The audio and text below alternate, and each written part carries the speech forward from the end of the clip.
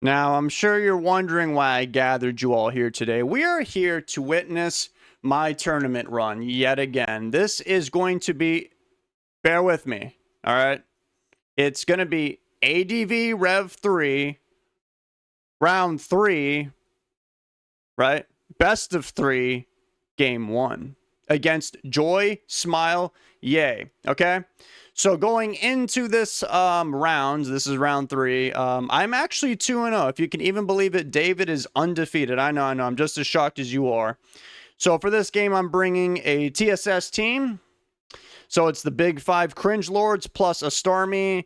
And let's see how I lose. I mean, how I win. I mean, how I lose. I mean, how we tie. So I send in the Metal Bird of Destruction. And as always, I think I'm in the clear. And then boom! That person shows up, if you even want to call it a person. 3 Magnemites show up, and they do the regular thing. Now, luckily, I got up the second layer of spikes, right, which is good.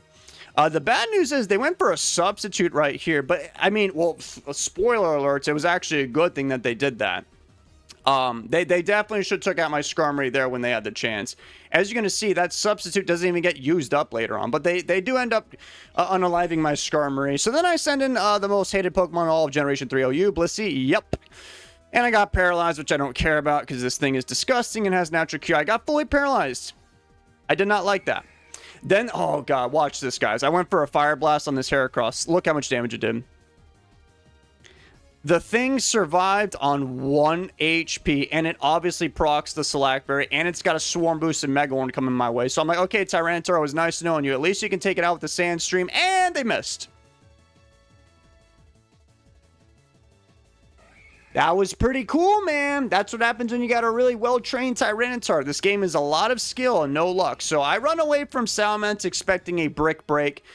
And it did, in fact, happen to be true. And as we all know, Swampert has never died in one hit to anything ever in Generation 3 OU history. Not even 2. This thing got hit by a Brick Break and a Hidden Power Grass and still survived to unalive the Salamence. What a strong Pokemon. Then they send in Suicune. I'm like, okay, I could lose this whole entire battle right now if I'm not careful. Because I take Suicune very, very, very seriously. So I send in Gengar. I get hit with an Ice Beam and I get frozen. I'm just kidding. I didn't actually get frozen. So to make sure nothing stupid happens, I already have spikes and sand and stuff. So I'm like, they're probably not going to switch. So I just go for a Thunderbolt, and they decided it was a good idea to miss Hydro Pump.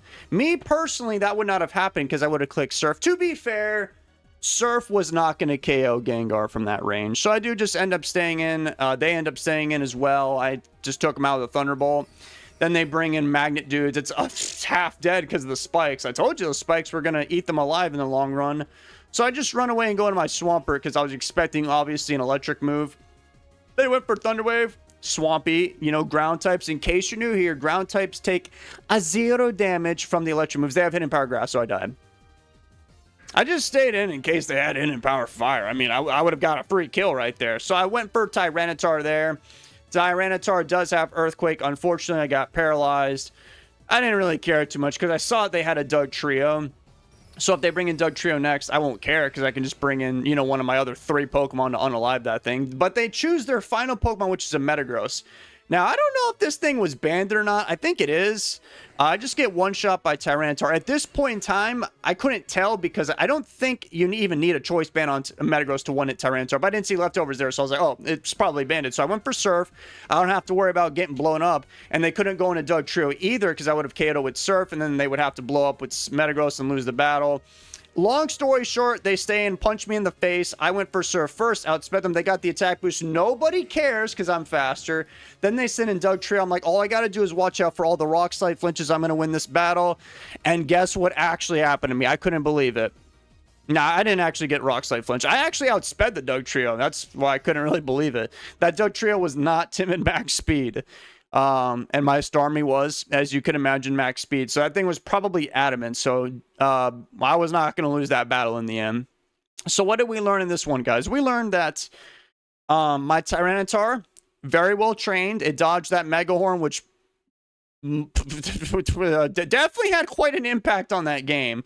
Because that Tyranitar was able to, you know, take out Magneton and give me good positioning against that Metagross. Maybe I'm overestimating it. The Heracross was going to die no matter what, but I got to keep my Tyranitar basically for free. And that was a 15% chance of happening. Then I dodged the Hydro Mess. But as we all know, if you guys saw my very first game ever in this tournament run, you know that we don't trust Hydro Pump around here. I don't run Hydro Pump on these Pokemons. My Swampert, Starmie both have Surf. So basically, long story short,